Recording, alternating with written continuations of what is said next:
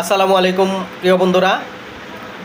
আসলে আমরা সবাই চেষ্টা করি সেই সব মানুষদের পাশে দাঁড়ানোর জন্যে যারা বন্যা কবলিত এলাকায় আটকা পড়েছে। আপনারা জানেন যে বাংলাদেশে বিভিন্ন এলাকায় অতিমাত্রায় বন্যা দেখা দিয়েছে। তো সেখানে বিভিন্ন গ্রামের পর গ্রাম তলিয়ে গেছে। তো আসেন আমরা সবাই চেষ্টা করি যেভাবে পারি, যেখান থেকে পারি তাদের দিকে সহযোগিতার হাত বাড়িয়ে দেই। আসলে আমি মনে করি যে আমাদের বাংলাদেশে প্রায় 18 কোটি মানুষ প্লাস। তো সেইখানে যদি আমরা 1 টাকা 2 টাকা 10 টাকা 20 টাকা 100 টাকা করেও দেই তাহলেও অনেক টাকা চলে আসে।